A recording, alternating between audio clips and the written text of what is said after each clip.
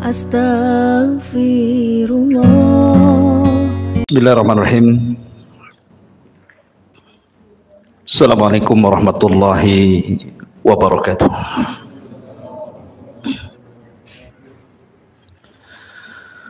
Bihamdillahi wassalatu wassalamu ala rasulillah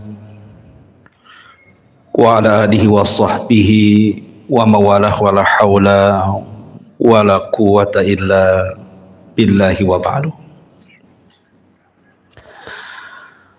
Alhamdulillah, segala puja dan puji hanya milik Allah subhanahu wa ta'ala.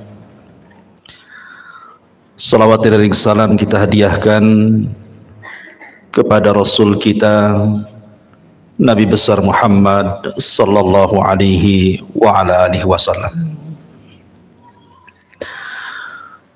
Pembahasan di malam hari ini, karena ini kajian tematik, maka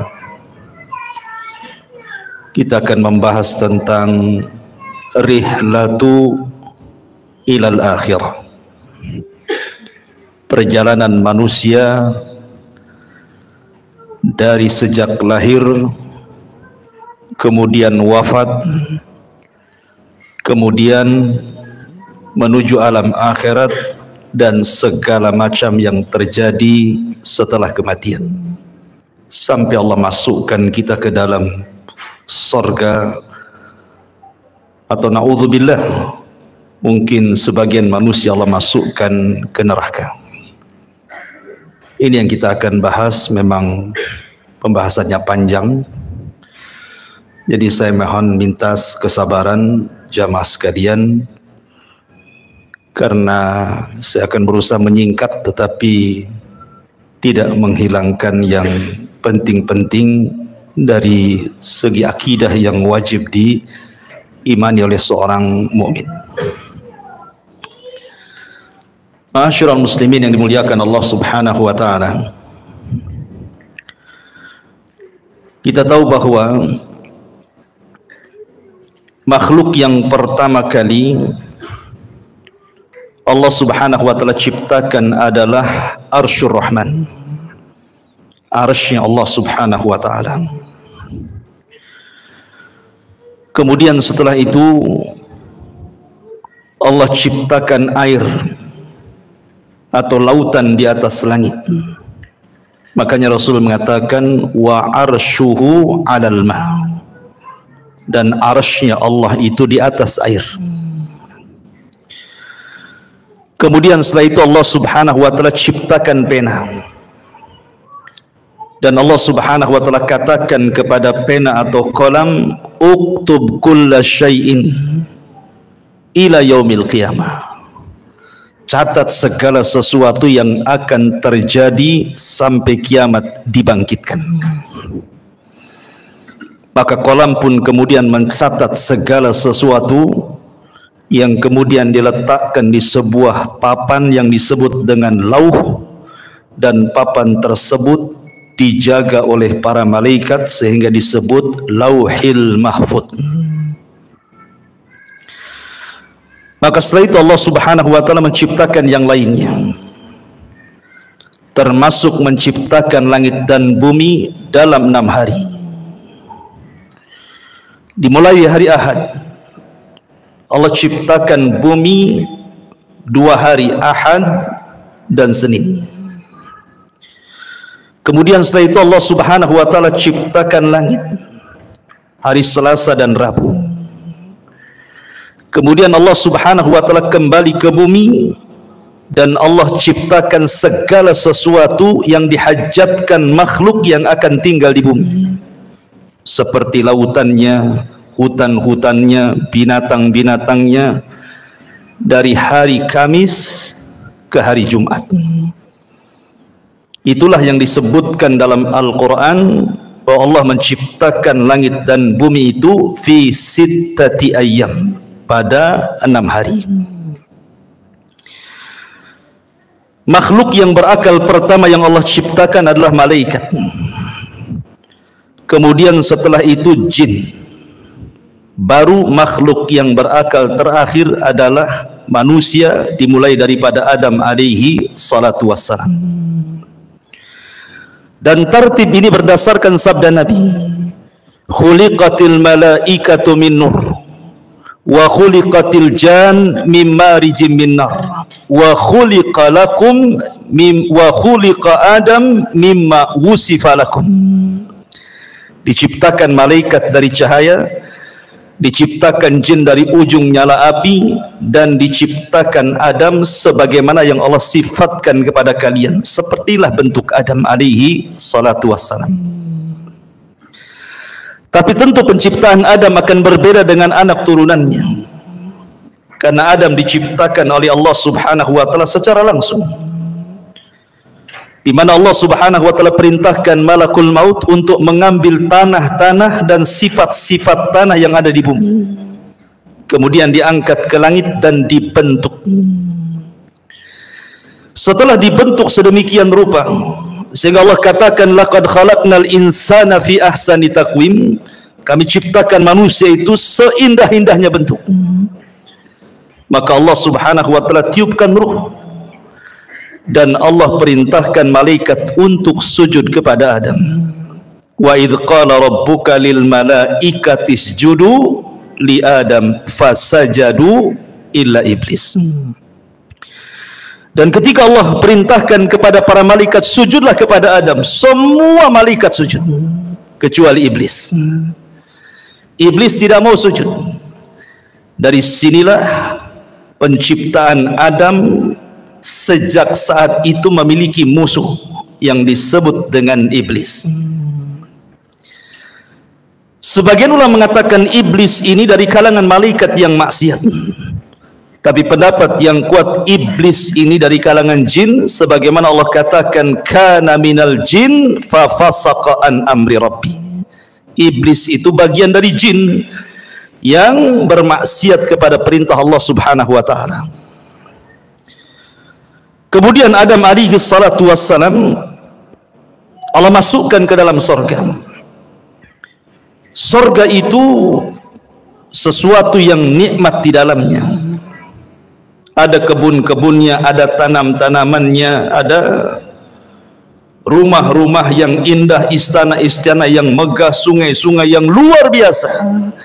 Namun karena Adam hidup sendirian, Adam ketakutan di sorga, sehingga Allah subhanahu wa ta'ala kehendaki untuk menciptakan satu makhluk yang akan menemani Adam di sorga. Tidurlah Adam. Tiba-tiba Allah ambil tulang rusuk yang paling atas yang dekat jantung, yang paling bengkok sebelah atas, kemudian diciptakan Hawa dari tulang itu. Makanya Rasul mengatakan khuliqatil mar'atu min dila'in. Manusia, wanita itu diciptakan dari tulang rusuk yang paling atas, yang paling bengkok, yang dekat dengan jantung. Tiba-tiba Adam bangun, rupanya di sampingnya ada Hawa. Adam kaget dan mengatakan, man anti, siapa anda? Maka wanita ini mengatakan, ana Hawa. Hawa itu oksigen artinya. Kenapa disebut Hawa? Karena dicipta dari benda yang hidup. Adam itu makhluk yang hidup. Hawa tercipta dari Adam, maka disebut Hawa.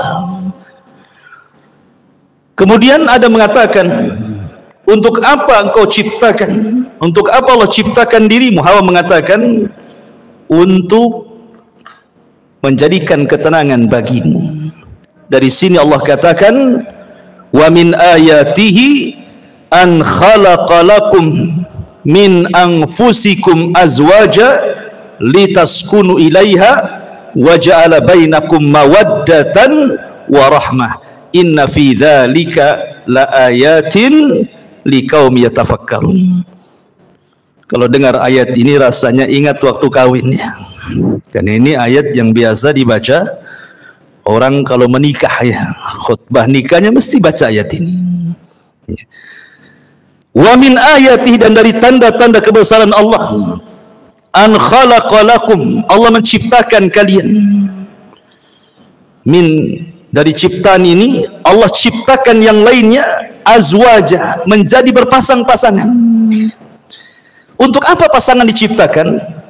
litaskunu ilaiha, supaya memberikan ketenangan, di mana suami tenang dengan istrinya, istri tenang dengan suaminya.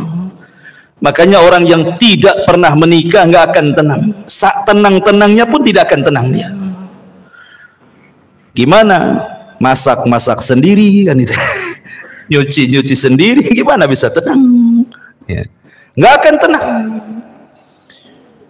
Dan ketenangan itu mukjizat dari Allah Subhanahu wa taala. Dengan ketenangan itu lahirlah mawaddatan warahmah. Timbul rasa cinta, timbul pula kasih sayang di situ. Padahal sebelumnya tidak saling mengenal. Terkadang main jodoh-jodohan saja tuh. Tapi dari sini Allah ciptakan Hawa untuk Adam supaya Adam tenang di sorga. Tapi dengan hikmah Allah Subhanahu wa taala yang Allah kehendaki, yang sudah dicatat di Lauhil Mahfuz, Adam pun harus melakukan satu maksiat di sorga. Ketika Allah Subhanahu wa taala katakan wala taqraba hadhihi syajarah, jangan dekat-dekat pohon ini. Dekat saja tidak boleh, apalagi makan. Begitu bahasa Quran. Seperti Allah mengatakan wala taqrabu zina, dekat zina saja tidak boleh, apalagi berzina. Karena kalau sudah mendekat pasti melihat, kalau sudah melihat penasaran, kalau penasaran ingin pula mencicipi, akhirnya kemudian memakannya. Ada kisah Israiliyat. Ini kisah Israiliyatnya. Kisah Israiliyat itu tidak mengapa dikisahkan, tapi jangan didustakan, jangan dibenarkan. Makanya Rasul mengatakan hadithu an Bani Israil wala haraj. Tidak mengapa kisahkan Bani Israel kalau itu tidak bertentangan dengan syariat Islam. Adam itu tidak memakan buah sampai habis, tidak. Dia hanya nyicipi sedikit saja. Ketika kemudian sampai di tenggorokan, Adam ingat, maka keselaklah Adam. Makanya setiap laki-laki pasti ada hulkumnya di sini. Ada yang benjolan di sini kan? Ya, itu karena Adam keselak katanya. Keselak buah itu di sini, buah khuldi. Adapun Hawa habis pula dia. Wah, beda pula laki-laki dengan perempuan. Biasanya perempuan agak rakus ya. Habis dia. Dengan sebab itulah maka Allah Subhanahu wa taala uji Hawa dengan keluar darah haid. Dari situlah maka keturunannya para wanita pasti setiap bulan akan keluar darah haid. Ini kisah Israiliyat. Maka kemudian Allah Subhanahu wa taala murka. Kemudian Allah Subhanahu wa taala usir Adam, Hawa dan iblis. Dan Allah katakan kulnah bitu minha jami'ah, keluar kalian semua dari sorga. Hei Adam, hei Hawa, hei iblis, keluar. Fa imma ya'tiyannakum minni hudan fala khaufun alaihim walahum yahzanun. Kelak setelah kalian bertiga di bumi, kami akan turunkan petunjukku. Maka siapa yang mengikuti petunjukku tidak akan merasa takut dan tidak akan bersedih hati. Dalam ayat yang lain, fala yadhillu wala yashqa, tidak akan tersesat dan tidak mungkin celaka. Dengan takdir Allah, iblis diturunkan di lautan, Adam diturunkan di Sri Lanka, dan Hawa diturunkan di Jeddah. Maka iblis membuat istananya di atas air. Kemudian Adam harus berjalan entah berentah ke mana. Begitu juga Hawa, tidak dijelaskan waktunya. Tiba-tiba kemudian keduanya berjumpa di Muzdalifah. Kemudian keduanya pun akhirnya sampai di Arafah. Disebut Arafah karena Adam mengetahui Hawa dan Hawa pun mengenali Adam, maka disebut Arafah. Arafah itu artinya mengetahui. Maka dari situlah Allah ajarkan satu kalimat, kalimat yang siapapun membacanya gugur semua dosanya. Apa kalimatnya? Rabbana zalamna anfusana wa illam taghfir lana wa tarhamna lanakunanna minal khasirin. Inilah kalimat yang pertama diucap di kolong langit. Adam dan Hawa diajarkan kalimat ini, fatalaqqa Adam min rabbihi kalimat. Rabbana zalamna anfusana ya Rabb, kami telah mendolimi diri-diri kami. Kalau engkau tidak merahmati dan tidak mengampuni dosa kami, tentu kami termasuk orang-orang yang merugi. Maka Adam dan Hawa pun Allah ampuni dosa-dosanya, kemudian keduanya diizinkan untuk masuk ke haram. Maka Adam pun menetap di tempat yang di situ dibangun Ka'bah hari ini. Itulah tempat pertama di bumi Allah diibadahi oleh manusia. Disitulah Adam beribadah bersama Hawa. Kemudian Allah Subhanahu wa ta'ala takdirkan Adam berhubungan dengan Hawa. Dari sini anak turunan Adam penciptaannya berbeda. Sebagaimana hadis Abdullah ibn Mas'ud radhiyallahu anhu, ketika Allah Subhanahu wa ta'ala menciptakan manusia, pertama kali Allah pertemukan air sperma, kemudian masuk ke rahim perempuan, maka 40 hari menjadi segumpal nutfah sperma. Kemudian 40 hari berikutnya menjadi segumpal darah. Kemudian 4 hari berikutnya menjadi segumpal daging. Kemudian terangkailah badan manusia. Artinya kalau sudah 4 bulan sudah berbentuk tuh. Mana kepalanya, mana tangannya, mana badannya, mana kakinya, di USG pun tahu kelaminnya sekarang. Disitulah Allah tiupkan ruh lewat para malaikat, dan Allah perintahkan malaikat itu tiupkan ruh kepada janin itu. Kemudian catat rizkinya, catat amalannya, catat ajalnya, catat su'ul khotimah dan husnul khotimahnya. Maka setelah 9 bulan maka lahirlah janin tersebut menjadi manusia. Hawa melahirkan 20 kali dan setiap lahiran selalu kembar, sehingga putra Adam berjumlah 40, 20 laki-laki dan 20 perempuan. Kemudian setelah anak-anak Adam kemudian besar,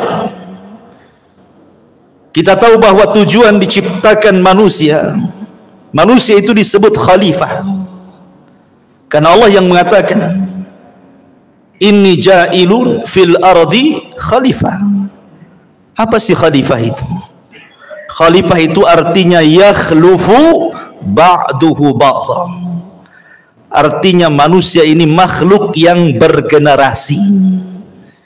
Meninggal generasi pertama, lahir generasi kedua. Meninggal generasi kedua, lahir generasi ketiga, dan begitu seterusnya. Itu disebut khalifah. Sehingga Adam harus punya keturunan, karena Adam tidak mungkin hidup selamanya. Anak-anaknya pun tidak mungkin hidup selamanya. Makanya Allah syariatkan kepada anak-anak Adam untuk menikah, tetapi dengan cara silang, di mana masing-masing kembaran tidak boleh menikah dengan kembarannya, tetapi disilangkan dengan kembaran orang lain. Maka anak terbesar Qabil dan adiknya Habil diperintah untuk menyilang. Tiba-tiba Qabil terfitnah oleh iblis. Iblis datang kepada Qabil, mewaswasi Qabil, karena selama ini iblis berusaha untuk menggoda Adam dan Hawa. Adam dan Hawa sudah kapok, tidak mungkin digoda lagi, cukuplah godaan terjadi di sorga, sehingga iblis tidak bisa menggoda Adam dan Hawa. Akhirnya yang digoda adalah anak turunannya. Datang kepada Qabil dan mengatakan, jangan mau, itu kembarannya si Habil itu jelek, kembaranmu cantik, ngapain kau dapat jelek, bagus dapat yang cantik. Dari sini kita tahu tabiat laki-laki itu suka yang cantik. Kalau perempuan ganteng itu bonus, yang penting kaya, ya kan, cukup gitu ya. Kalau perempuan, kalau laki-laki yang penting cantik walaupun kere. Akhirnya kemudian Qabil menolak. seolah-olah ini putusan bapaknya, bukan putusan Allah. Adam bukan ayah yang diktator. Dia berdoa kepada Allah untuk mencari solusi. Maka Allah subhanahu wa ta'ala perintahkan keduanya untuk berkurban. Dan Allah katakan, watslu alaihim naba abnai adama bil haq idh qarraba qurbanan fatukubbila min ahadihima walam yutaqabbal minal akhar. Ya Muhammad, bacakan kepada mereka tentang kisah dua putra Adam yang dua-duanya berkorban untuk memperebutkan pasangannya. Allah terima salah satunya dan Allah tolak yang lainnya. Yang ditolak korbannya adalah Qabil, yang diterima korbannya adalah Habil. Qabil marah dan mengatakan, la aqtulannak, saya akan bunuh kamu. Karena Habil mewarisi sifat Adam. Dia mengatakan, la imbasatta yadaka litaqtulani ma ana bibasiti yadiya ilaika liaqtulaka inni akhafullah. Kalau engkau hendak membunuhku silakan, tapi aku tidak akan membunuhmu karena aku takut kepada Allah subhanahu wa ta'ala. Betul, Qabil berhasil membunuh Habil. Inilah pembunuhan pertama yang disebabkan hasad pertama di alam semesta. Meninggal Habil. Qabil bingung bagaimana cara penyelenggaraan jenazah, karena kan belum pernah ada orang mati saat itu. Baru Habil orang yang pertama kali mati. Mau diapakan jasad ini? Akhirnya kemudian Qabil melihat ada burung gagak yang sedang berkelahi dengan temannya. Kemudian dibunuh salah satunya. Kemudian dengan tangannya dikorek-koreklah tanah itu. Kemudian dimasukkan kawan yang dibunuhnya. Kemudian dipendam lagi. Kata Qabil, duhai kiranya aku bisa mengambil pelajaran dari gagak itu. Akhirnya dia pun menguburkan abangnya Habil seperti menguburkan burung gagak yang membunuh temannya. Singkat cerita, Adam pun sedih, maka Qabil pun mengambil kembarannya kemudian berpisah dari kelompok Adam. Adam di atas perbukitan, Qabil pun membawa pasangannya ke lembah yang ada di bawah. Terjadilah dua kelompok, kelompok atas perbukit dan kelompok bawah di lembah. Maka kemudian Adam pun meninggal, Hawa pun meninggal. Maka wasiat-wasiat Adam terus akhirnya ditanamkan di anak didiknya sampai kepada Allah angkat Nabi kedua setelah Adam, namanya Syith. Syith inilah yang menjaga kabilah Adam. Sementara tidak diutus Nabi kepada kabilah Qabil. Rusaklah Qabil dan semua anak cucunya. Dari sini terjadi antara hak dan yang batil sudah ada. Tapi ingat, belum terjadi kesyirikan di zaman itu. Mereka masih menyembah Allah. Cuman rusak moralnya saja. Qabil dan turunannya moralnya rusak. Tapi Syith dan kaumnya masih mengikuti wasiat Adam. Apalagi Syith diberikan suhuf oleh Allah subhanahu wa ta'ala untuk membimbing umatnya. Singkat cerita, akhirnya Syith meninggal dunia. Kemudian diutus Idris kepada mereka, Nabi setelah Syith. Maka Idris terus berusaha untuk mendakwahi kaumnya dan kaum anak turunan Qabil. Sampai akhirnya era Nuh alaihi salatu wassalam. Kemudian terjadi bandang banjir yang luar biasa, adab sebagai kaum Nuh. Akhirnya tidak ada yang hidup kecuali perahu Nabi Nuh. Lah Nuh itu punya 3 putra, namanya Syam, Ham dan Yafis. Setelah kapal Nuh kemudian bersandar di bukit Judi Irak, kemudian 3 putra Nuh ini menyebar ke seantero dunia. Syam melahirkan keturunan Arab, Ham melahirkan orang-orang yang berkulit hitam, kemudian Yafis ke daratan Afrika, ke daratan Asia, lahirlah kita-kita ini, turunan Yafis. Maka menyebarlah manusia kemana-mana. Kemudian diutus para nabi, 120.000 nabi diutus oleh Allah subhanahu wa ta'ala. 315 rasul Allah utus ke permukaan bumi. Walaupun Al-Quran hanya mencatat 25 nabi dan rasul, 18 nama diantaranya tercantum dalam satu surat, suratul An'am, dan lebihnya tersebar di beberapa ayat, di beberapa surat dalam Al-Quran, sehingga genap menjadi 25 Nabi dan Rasul. Itu yang kita kenal. Yang tidak kita kenal banyak, ribuan Nabi-Nabi yang diutus kepada Bani Israel, sampai ditutup dengan kerasulan Nabi kita Nabi Muhammad sallallahu alaihi wa ala alihi wasallam. Ma'asyiral muslimin yang dimuliakan Allah subhanahu wa ta'ala, ketika kemudian Nabi sallallahu alaihi wasallam diutus, artinya sudah tidak ada Nabi lagi, tidak ada Rasul lagi, karena dialah penutup para Nabi dan Rasul. Di sini kita baru pahami ayat Al-Quran yang pertama kali saya baca tadi, fa imma ya'tiyannakum minni hudan fala khaufun alaihim walahum yahzanun. Siapapun yang mengikuti petunjukku, kata Allah, dia tidak mungkin takut dan tidak mungkin bersedih. Apa mana petunjuk di sini? Mana petunjuk di sini? Allah akan turunkan para nabi. Allah akan turunkan kitab-kitab langit. Kitab langit itu jumlahnya 104. Yang 4 ma'ruf, di sana ada Taurat, ada Zabur, ada Injil, ada Quran, dan yang 100 tidak ma'ruf. Allah hanya menyebut dengan kalimat suhuf, sehingga Allah mengatakan di dalam suratul A'la, inna hadza la fi suhufil ula suhufi Ibrahim wa Musa. Maka siapapun yang mengikuti petunjuk tidak mungkin tersesat, tidak mungkin celaka di zamannya. Ketika Allah turunkan kitab Taurat, kemudian diberikan kepada Musa, itulah petunjuk Allah. Maka di zaman itu siapa yang mengikuti Musa dan Taurat tidak mungkin sesat, tidak mungkin celaka. Kemudian datang era Zabur dan Daud. Maka siapapun yang mengikuti Zabur dan juga Daud di zamannya, maka mereka tidak mungkin sesat dan celaka. Kemudian datang era Injil dan Isa. Maka siapapun yang mengikuti Injil dan Isa di zamannya tidak mungkin sesat dan celaka. Kemudian yang terakhir Allah turunkan Al-Quran, dan Allah utus Nabi kita Muhammad sallallahu alaihi wasallam. Maka siapapun yang mengikuti Nabi sallallahu alaihi wasallam dan Al-Quran, fala yadhillu wa la yasqa, tidak mungkin sesat dan celaka.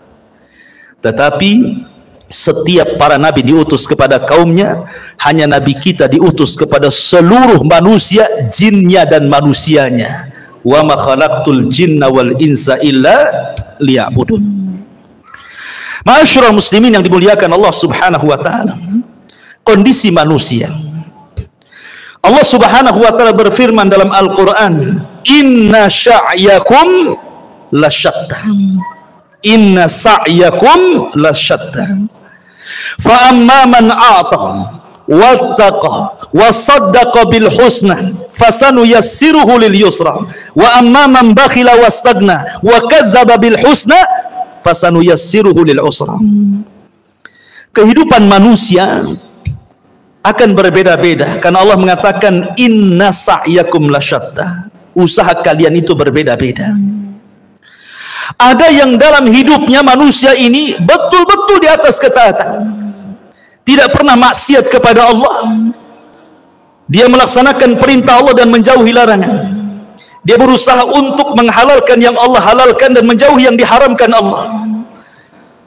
Maka orang-orang yang seperti ini hidup sesuai dengan asal penciptaan manusia. Wa ma khalaqtul jinna wal insa illa liya'budun. Tetapi ada manusia itu yang cenderung kufur. Mereka tidak melaksanakan perintah, cenderung melanggar larangan, menghalalkan yang diharamkan, mengharamkan yang dihalalkan. Maka mereka orang-orang yang celaka. Begitulah manusia. Ada yang mukmin, ada yang kafir, ada yang fasik, ada yang taat, ada yang musyrik, ada yang bertauhid, ada yang beribadah, ada yang bermaksiat. Begitulah macam-macam manusia. Allah katakan, ya ayyuhal insan innaka kadihun ila rabbika kadhan famulaki. Wahai manusia, engkau akan bekerja dengan lelah dan letih. Untuk apa? Ila rabbik, menuju Tuhanmu, kadhan, dengan keletihan, famulaki, dan engkau akan berjumpa dengan Allah subhanahu wa ta'ala. Artinya bahwa manusia dengan berbagai macam daerahnya, negaranya, bentuknya, wataknya, tujuannya satu. Kita ini sedang berjalan menuju Allah Subhanahu wa ta'ala. Mau tidak mau kita akan berjumpa dengan Allah. Tapi ada yang berjumpa dengan Allah, Allah senang dengan kita. Ada orang yang berjumpa dengan Allah, Allah benci dengan kita. Man ahabba liqa Allah, ahabballahu liqa'ah. Wa man kariha liqa Allah, karihallahu liqa'ah. Siapa yang cinta berjumpa dengan Allah, Allah suka berjumpa dengan kita. Siapa yang benci berjumpa dengan Allah, Allah pun benci dengan kita. Begitulah hidup manusia. Wa hadainahu najdain, kami pilih dua jalan. Ini jalan ke sorga, sudah dijelaskan jalannya. Ini jalan ke neraka, sudah dijelaskan jalannya. Tidak ada satupun jalan, baik ke sorga atau ke neraka, semua sudah dijelaskan. Tidak ada. Wa ma yatiru ta'irun fil hawa. Tidak ada satupun burung yang mengepakkan sayapnya di langit, kata Rasul, kecuali sudah dijelaskan ilmunya. Artinya, apapun yang mendekatkan diri ke sorga sudah dijelaskan. Apapun yang bisa menjauhkan dari neraka sudah dijelaskan. Sehingga tidak ada alasan Anda tidak bisa berhujah lagi di hadapan Allah Subhanahu wa ta'ala. Karena semua sudah diberikan fasilitasnya. Allah Subhanahu wa ta'ala hanya minta kepada kita bersyukur. Ingat 5 kaidah: al-ijad, al-i'dad, al-imdad, kemudian al-irsyad, al-is'ad. Pertama, ijad. Allah menciptakan langit dan bumi. Untuk siapa? Untuk kita. Ya. Allah ciptakan langit dan bumi itu untuk kita loh. Lihat matahari di langit. Untuk siapa? Untuk kita. Kalau nggak ada matahari, ibu-ibu nggak bisa jemur pakaian. Kan itu ya. Mungkin kalau nggak ada matahari, PLN sibuk tuh, karena harus menerangi bumi 24 jam. Mungkin antum tiap bulan mungkin gerutu-gerutu, mahal kali listrik ini. Padahal sekarang listrik cuma setengah hari saja kan, malam saja. Itu saja kalau naik udah demo tuh. Gimana kalau nggak ada matahari? Iya kan? Bulan untuk siapa? Untuk kita. Ya. Kita bisa mengambil keindahan bulan, bintang-bintang, macam-macam. Apalagi bumi, itu disebut ijad. Allah siapkan itu langit dan bumi untuk manusia. Kemudian yang kedua, al-i'dad. Setelah Allah ciptakan, Allah persiapkan fasilitasnya. Allah ciptakan lautan dengan berbagai macam jenis ikan-ikannya. Entah berapa jumlah ikan kita tidak tahu, dengan berbagai macam warnanya. Siapa yang ngecat ikan satu-satu? Sudah terwarnai semuanya kan? Nggak ada orang yang sanggup ngecat ikan satu lautan itu. Ada yang merah, ada yang hijau, ada yang macam-macam kan warna itu. Kalau bukan karena Allah. Allah ciptakan hutan dan berbagai macam tumbuh-tumbuhan dan buah-buahannya. Allah ciptakan kebun sawah dan Allah ciptakan berbagai macam biji-bijiannya. Allah ciptakan semuanya. Allah persiapkan fasilitasnya. Kemudian yang ketiga, al-imdad. Allah perbanyak. Satu pohon mangga, buahnya mungkin ada 100-200 mangga. Dari 300 atau 400 mangga yang di satu pohon itu kan semua ada bijinya tuh. Kalau seandainya dari 100 buah mangga di satu pokok mangga ini, bijinya ditanam semuanya, dari satu tumbuh 200. Ya kan? Bahkan ada satu buah itu bijinya ratusan tuh. Seperti buah apa tuh? Yang ratusan itu. Delima kan coba. Satu pohon delima nih, buahnya kan banyak. Ini satu buah saja kalau tertanam semua bijinya, tumbuh macam-macam delima. Itu artinya Allah tidak putus pohon sampai di situ. Ada generasi pohon yang jauh lebih banyak lagi dari turunannya. Itu namanya al-imdad. Allah tidak akan putus nikmatnya. Ikan, satu ikan lahir anaknya ratusan ikan. Dari ratusan ikan lahir lagi ribuan ikan. Nggak akan terputus. Itu namanya imdad. Allah tidak akan memutus nikmat. Kemudian setelah itu yang keempat, al-irsyad. Allah arahkan manusia Mana ikan yang bisa dimakan, mana yang tidak. Mana buah yang bisa dimakan, mana yang tidak. Mana daun-daunan yang bisa dilalap, mana yang tidak. Mana yang bisa dijadikan obat, mana yang tidak. Mana yang mengenyangkan, mana yang tidak. Irsyad diarahkan, karena tidak semua bisa dimakan kan. Baru yang terakhir al-is'ad, manusia dapat mengambil faedahnya dengan makan ini jadi kenyang, makan itu jadi kenyang, minum ini jadi sehat, minum itu jadi hilang penyakit. Bahagia manusia. Allah itu sudah memberikan nikmat segalanya. Makanya Allah mengatakan fabi ayyi ala'i rabbikuma tukadziban. Nah, nikmat mana lagi yang akan kau dustakan? Nikmat mana lagi? Enggak ada ceritanya orang kelaparan kalau dia mau usaha. Orang tinggal datang ke sungai mancing dapat ikan dia. Sungai itu kan bukan milik orang. Lautan bukan milik orang. Bawa perahu nelayan tuh memanggil, ada tiketnya masuk lautan? Nggak bisa, nggak ada. Mungkin di tengah lautan ada malaikat, kau bayar dulu baru kau. Nggak ada, ya kan? Anda tanam biji di sawah tuh, tinggal nunggu saja. Allah yang menghidupkan, bukan antum suruh niup-niup dia tumbuh. Kan itu ya. Tumbuh sendiri, kita tawakal saja tuh. Padi tumbuh, jagung tumbuh, semua tumbuh kan itu. Siapa yang menumbuhkan? Allah. Allah hanya minta satu. La in syakartum la azidannakum. Kalau kalian bersyukur, ku tambah. Dengan apa cara bersyukurnya? Kita disuruh untuk beribadah, itu saja. Disuruh untuk beribadah, itulah syukurnya. Makanya Allah mengatakan falyabudu rabb hadzal bait alladzi at'amahum min ju'in wa amanahum min khauf. Allah sudah berikan rasa kenyang dari rasa lapar. Allah sudah berikan rasa tenang dari rasa ketakutan. Allah hanya minta falyabudu rabb hadzal bait, sembah Rabb pemilik Ka'bah ini, Allah, itu saja. Tetapi ada manusia yang syukur, ada juga yang ingkar. Itulah manusia. Memang manusia diciptakan seperti itu. Ma'asyiral muslimin yang dimuliakan Allah Subhanahu wa taala. Allah Subhanahu wa taala tidak akan mengekalkan dunia. Dunia ini ada batas waktunya.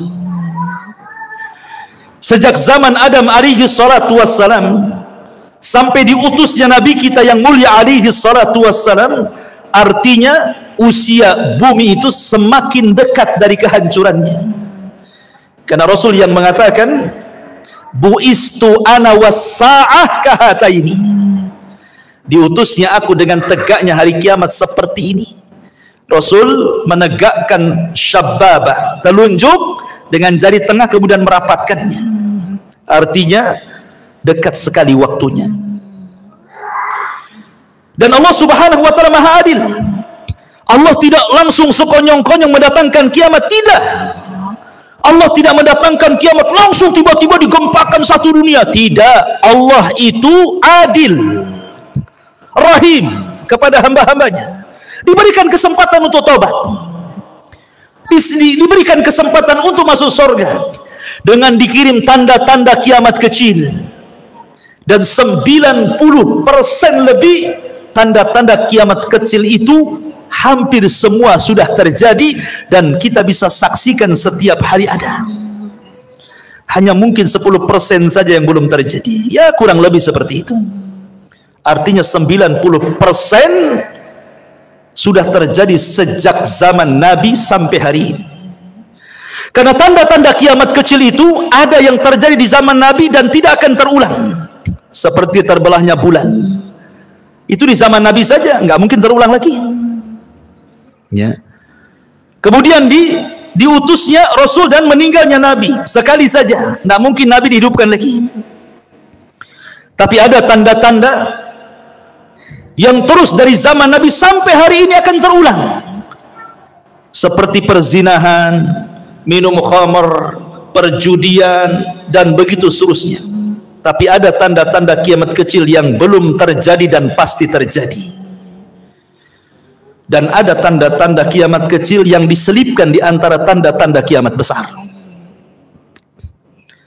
Apabila semua tanda-tanda kiamat kecil, ikhwan, sudah ada, sudah terjadi, maka Allah Subhanahu wa taala akan kirim tanda-tanda alamatus saatil kubra, tanda-tanda kiamat besar. Muqaddimahnya dengan khurujul Mahdi, keluarnya Imam Mahdi. Kemudian setelah itu khurujul Dajjal, keluar Dajjal. Dajjal ini akan keluar selama 40 hari.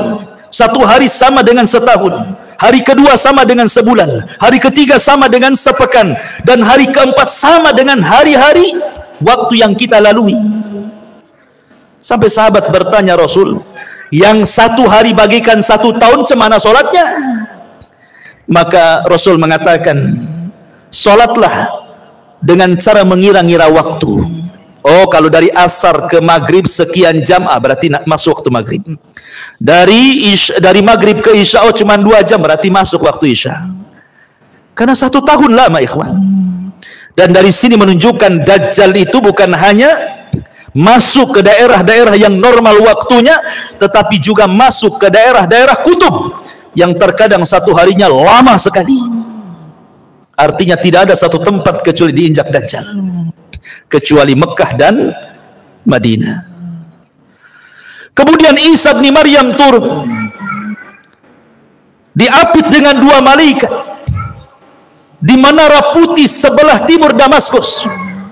Kemudian akan bergabung dengan tentara Al-Mahdi di Bukit Tur dan memerangi Dajjal.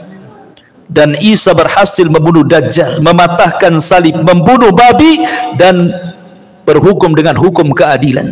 Banyak orang masuk Islam sebelum wafatnya Isa bin Maryam. Kemudian setelah Dajjal, fitnah Dajjal hilang, datang fitnah yang ketiga. Tanda-tanda kiamat besar, khuruju Ya'juj wa Ma'juj, keluar Ya'juj dan juga Ma'juj.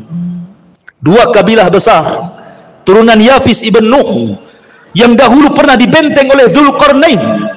Tiba-tiba kemudian gerbangnya pecah, mereka pun keluar min kulli hadabin yansilun, bagaikan bah air yang terjun dari ketinggian, saking banyaknya. Sehingga ketika rombongan yang pertama keluar melintasi danau Tiberias, mereka pun minum dari danau itu. Kemudian rombongan yang terakhir bingung karena airnya habis diminum Ya'juj wa Ma'juj. Kata yang terakhir, tadi barusan ada air, kemana air itu? Maka Ya'juj dan Ma'juj, setiap yang melewati hijau pasti akan kering, yang basah pasti kering. Fitnahnya luar biasa. Dia akan membunuh ras di luar kelompoknya. Dan jumlah mereka satu dari kita 999 dari mereka. Makanya Rasul mengatakan, kau tidak bisa menghadapinya. Maka Allah mengatakan, ya Isa, selamatkan orang-orang yang selamat, sembunyi di Bukit Tur, karena engkau tidak bisa memeranginya. Akhirnya kemudian Ya'juj wa Ma'juj merusak di permukaan bumi, membunuh orang di luarasnya. Akhirnya dia sombong, kemudian mengatakan, qatalna man fil ardi sanaqtuluhu man fis sama, katanya. Aku sudah bunuh semua orang yang ada di bumi, sekarang yang di langit ku bunuh, katanya. Saking sombongnya. Akhirnya panahnya diarahkan ke langit, tombaknya diarahkan ke langit. Maka Allah mengatakan, wa makaru makran wa makarna makran wallahu khairul makirin. Mereka hendak membuat makar, Allah juga punya makar, dan sebaik-baik makarlah makar Allah. Allah sengaja panah itu disedot sampai ke awan, dibalikkan dengan ujung-ujungnya ada darah, seolah-olah mereka sudah membunuh makhluk yang di langit. Makin sombong mereka, dan mereka mengatakan, sudah tidak ada makhluk kecuali sudah kubunuh semua, kata Ya'juj dan Ma'juj. Maka Isa berdoa agar Allah membinasakan mereka. Dikirimlah naghaf, ulat-ulat kecil, kemudian menggigit tengkuknya, satu mati, semua mati. Tidak ada sejengkal di bumi kecuali ada bangkainya. Bagaimana cara membersihkannya? Isa berdoa agar Allah membersihkan bangkai Ya'juj dan Ma'juj. Dikirimnya burung-burung sebesar unta, mengambil bangkai itu, entah dibuang, entah berantah ke laut mana. Akhirnya bumi bersih, kemudian Allah hujani sehingga bumi semakin bersih, dan Allah berikan keberkahan bumi sebagaimana awal penciptaan bumi, sampai buah delima. Saking besarnya, orang bisa masuk 10 bahkan 20 orang ke cangkangnya. Segede apa tuh delimanya? Berarti kalau makan durian gede kali durian tuh.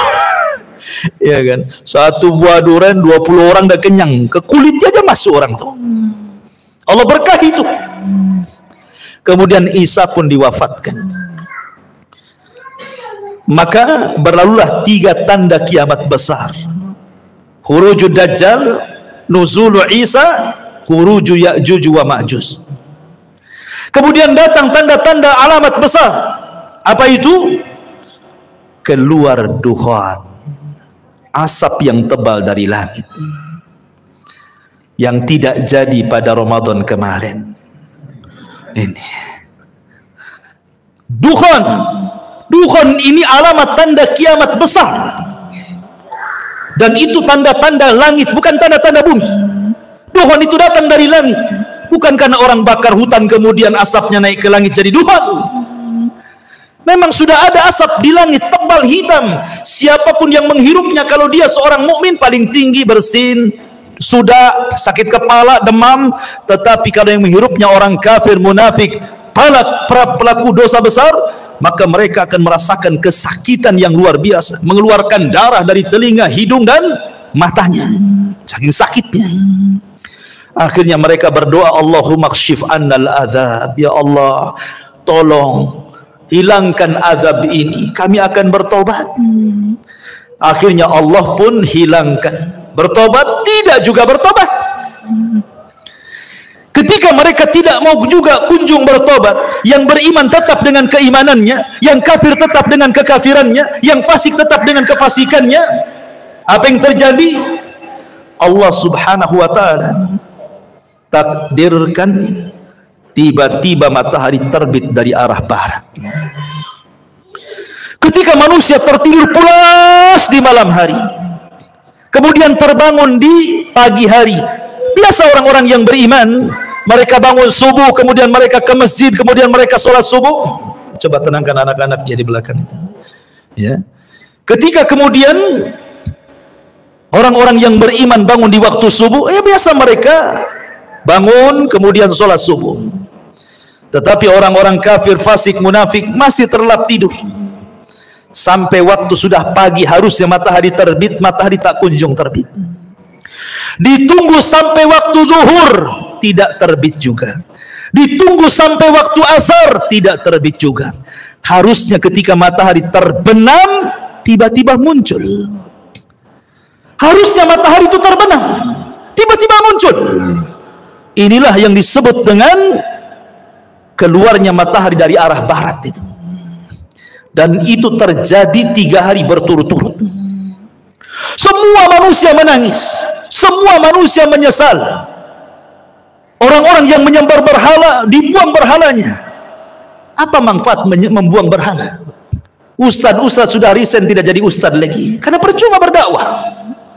Tobat sudah ditutup, karena pintu tobat itu akan diterima di 2 waktu. Pertama, nyawa belum sampai di tenggorokan. Yang kedua, matahari sudah belum terbit dari arah barat. Kalau sudah nyawa di tenggorokan, matahari terbit dari arah barat, maka Allah mengatakan, la yanfa'u imanukum, tidak akan bermanfaat iman kalian. Tidak akan bermanfaat iman kalian. Lalu apa gunanya bertobat? Maka kemudian setelah 3 hari, Allah munculkan dabatun minal ar, binatang yang muncul dari perut bumi bisa bicara. Dalam hadis yang lemah, ada yang mengatakan kisah Israiliyat, tangan kanannya memegang stempel Nabi Sulaiman dan tangan kirinya membawa tongkat Nabi Musa. Setiap berjumpa dengan orang mukmin distempel dahinya, bercahaya mukanya. Setiap berjumpa dengan orang kafir dipukul dengan tangan kiri dengan tongkat Musa, gosong semua wajahnya. Dari situ hilang nama, yang ada hanya kalimat mukmin dan kafir. Dan tidak tersinggung kalau ada orang dikatakan mau kemana min, mau ke pasar fir, nggak tersinggung. Kalau sekarang tersinggung, orang kafir kita kafirkan saja, orang Islam tersinggung. Jangan dibilang kafir, bilang non muslim katanya. Kan itu ya. Nanti di akhir zaman loh, orang mukmin mengkafir-kafirkan orang kafir, nggak tersinggung. Kenapa pula orang sekarang tersinggung? Gitu kan aneh gitu ya. kafir itu ada bahasanya dalam Quran, lam yakunil ladzina kafaru. Siapa kafaru? Min ahlil kitab, orang Yahudi dan Nasrani. Kalau Allah katakan Yahudi kafir, kita katakan kafir. Kalau katakan Nasrani kafir, kita katakan kafir. Harus dikatakan apa lagi? Allah yang mengatakannya, kita kan hanya mengikuti apa yang Allah katakan. Kecuali kalau Allah tidak kafirkan, Anda kafirkan, nah itu jangan. Kok Anda ini masuk ke khawarij namanya, mengkafir-kafirkan yang bukan orang kafir, akhirnya sampai mengebom sana sini jadinya. Itu manhaj takfir, tidak boleh ya. Maka setelah kemudian tidak ada satupun manusia kecuali stempel oleh dabatul ar ini, binatang yang melata yang bisa bicara ini. Binatang ini tidak membunuh, dia hanya menstempel-stempel saja. Kemudian binatang ini pergi entah berantah, hilang, karena ini tanda-tanda kiamat. Setelah itu kemudian muncul tanda-tanda yang keberapa? Yang ke-7. Pertama, Dajjal. Kedua, turunnya Isa. Ketiga, munculnya Ya'juj dan Ma'juj. Keempat, asap tebal dari langit Tuhan. Kelima, terbit matahari dari arah barat. Keenam, munculnya binatang yang melata yang keluar dari perut bumi dan bisa bicara dan menstempel manusia. Ketujuh, terjadi gempa besar dari arah timur yang bukan hanya merobohkan satu desa, satu negara dirobohkan gara-gara gempa itu. Kemudian yang ketujuh kedelapan, gempa dari arah barat. Setelah gempa dari arah timur, dari arah barat pula gempa. Negara-negara jatuh gara-gara gempa itu. Kemudian yang ke-9, terjadi gempa besar di Jazirah Arab. Inilah yang disabdakan Nabi SAW, khasfun bil masyriq wa khasfun bil maghrib wa khasfun bi jaziratil Arab. Gempa dari arah timur, gempa dari arah barat, gempa dari Jazirah Arab. Dan yang terakhir, khurujun nar, munculnya larva, munculnya api yang besar keluar dari perut Aden Yaman dan keluar dari negeri Hijaz. Kemudian api ini bergabung di antara dua tempat ini, menggiring manusia satu dunia, kemudian mengarahkan mereka ke negeri Syam. Api ini tidak membakar manusia, tapi dia membakar yang lainnya, karena tugasnya menggiring manusia sampai ke Syam. Setelah di Syam inilah yang disebut dengan Ardul Mahsyar, bumi perkumpulan manusia satu dunia di situ. Kemudian Allah kirim angin yang sepoi-sepoi, yang dingin banget angin ini. Angin ini masuk ke ketiak-ketiak orang yang masih punya iman walaupun sebiji darah. Kemudian Allah cabut nyawanya sehingga tidak ada yang beriman lagi di permukaan bumi. Disinilah Nabi SAW mengatakan, la taqumu sa'ah illa ala syiraril khalqi. Tidak mungkin tegak hari kiamat kecuali orang-orang yang hidup di permukaan bumi, tersisa orang-orang kafir. Orang yang beriman tidak akan merasakan kiamat karena sudah mati semua. Yang merasakan kiamat itu orang kafir, yang Allah katakan yauma, pada hari ketika yanfukhu nafkhatan, di mana Allah Subhanahu wa taala memerintahkan malaikat Israfil untuk meniupkan sangkakala pertamanya. Apa yang terjadi? Idza zulzilatil ardu zilzalaha. Ketika tiupan itu ditiup oleh Israfil, maka satu bumi akan digempahkan. Wa idzal biharu fujjirat, maka semua air lautan ditumpahkan ke daratan. Wa idzan nujumun tasharat, semua bintang-bintang akan dijatuhkan. Dan semua gunung-gunung akan tercabut dari pasaknya, kemudian bergeser dari tempatnya, kemudian diterbangkan seperti kapas. Ka'asfim ma'ful, seperti kapas. Kemudian dibenturkan di langit, kemudian dikembalikan ke bumi, hanya tinggal tanah, debu. Sehingga Allah mengatakan kal ihnil manfush, seperti kapas kalau diletakkan di kipas tuh terbang ke sana-sana. Itulah gunung. Berapa hari penghancuran seperti ini? Lah ketika terjadi kiamat, penghancuran alam semesta, maka Allah Subhanahu wa taala membuka seluruh pintu langit. Wa futihatis sama fakanat abwaba. Pintu langit dibuka semua. Semua malaikat keluar dari langit-langit itu. Karena langit akan digulung seperti kita menggulung kertas. Maka ketika betul-betul terjadi kiamat, Allah wafatkan semua para malaikat, Allah wafatkan semua jin, dan Allah wafatkan semua manusia. Tidak ada yang tersisa kecuali yang Allah Subhanahu wa taala izinkan untuk tidak dihancurkan pada hari kiamat. Seperti arsy, seperti kursi, seperti lauhil mahfud, seperti roh, seperti tulang ekor manusia, tidak dihancurkan, tapi semua dihancur-hancurkan. Berapa lama? Hadis Abu Hurairah radhiyallahu anhu mengatakan 40, tanpa menyebut 40 tahun, 40 bulan, 40 hari. Pokoknya 40 lah kata Abu Hurairah. Ya bisa 40 hari kehancuran alam semesta, bisa 40 bulan, bisa juga 40 tahun. Karena ketika Abu Hurairah ditanya, ya Abu Hurairah, apakah 40 hari? Fa'abaitu, aku enggan menjawabnya. Apakah 40 bulan? Fa'abaitu, aku enggan menjawabnya. Apakah 40 tahun? Fa'abaitu, aku pun enggan menjawabnya. Pokoknya 40 lah kan itu. Itu antara tiupan sangkakala pertama ke tiupan sangkakala kedua. Hancur semua alam semesta ini. Hancur semuanya.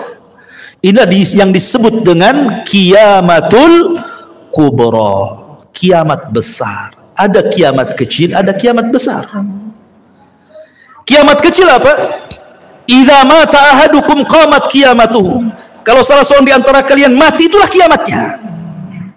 Tapi kalau kiamat besar bukan 1-2 orang mati, semua mati. Jinnya mati, malaikatnya mati, manusianya mati, yang meniup sangkakala pun mati, malaikat maut pun mati. Malaikat maut aja ikut mati. Ketika malakul maut datang kepada Allah Azza wa Jalla, Allah mengatakan, man abqait, siapa yang kau sisakan, kau tidak cabut nyawanya? Kata malaikat maut, tinggal Jibril, Mikail, Israfil. Kata Allah, cabut semuanya. Maka Jibril dicabut nyawanya, Israfil dicabut, Mikail dicabut. Kemudian malakul maut datang kepada Allah, siapa lagi yang tersisa? Kata malakul maut, tidak ada ya Rabb illa abdukal fakir, kecuali hambamu yang fakir. Oh kalau gitu mati kamu, katanya. Mati juga dia. Ya.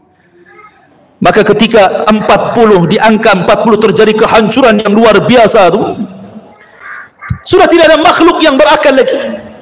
Bumi sudah hancur, langit sudah hancur, semua sudah hancur. Apa yang terjadi? Allah Subhanahu wa taala berteriak, limanil mulkul yaum, limanil mulkul yaum. Kalian sudah tahu siapa yang berkuasa di alam semesta ini? Tidak ada yang menjawab. Nggak ada malaikat, nggak ada jin, nggak ada manusia, semua mati. Maka Allah jawab sendiri, lillahil wahidil qahar. Alam semesta ini pemiliknya hanya zat yang maha satu, yang maha perkasa, Allahu Azza wa Jal. Itulah yang difirmankan dalam surah Al-Fatihah, Maliki Yaumiddin. Itu makna Maliki Yaumiddin itu, raja pada hari pembalasan. Maka setelah kemudian Allah Subhanahu wa taala atur kembali alam semesta untuk menjadi alam akhirat. Maka bumi yang kita pijak hari ini, Allah katakan yauma tubaddalul ardu ghairal ardh. Pada hari di mana bumi Allah hancurkan, kemudian Allah ganti dengan bumi yang baru. Kata para ulama, bukan bumi ini hilang datang bumi baru, tidak. Bumi yang kita pijak ini pula bumi padang mahsyar. Cuman bentuknya dirubah. Yang tadinya bulat kemudian dibentangkan, yang tadinya kifata dilipat kemudian dibentangkan, sehingga bumi yang sekarang kita lihat ada bukit, ada gunung, ada lembah, ada tinggi, ada yang merendah. Nanti ketika Allah hancurkan, Allah ganti dengan bumi yang baru, maka Allah hamparkan sehingga tidak ada yang meninggi, tidak ada yang merendah, tidak ada bukit, tidak ada lembah, semua rata, nggak ada bangunan, nggak ada rumah, nggak ada hutan, nggak ada gunung, nggak ada bukit, rata semuanya. Kenapa Allah ratakan? Wa idal ardu muddat, dan apabila bumi diratakan, supaya makhluk sejak Adam meninggal sampai yang terakhir mati muat di bumi itu, Sekarang bumi itu dalam bentuk bulat kan, lonjong atau bulat. Di bumi ini ada lautnya, di bumi ada hutannya, di bumi ada bukit, ada gunung. Tidak semua tempat dihuni manusia.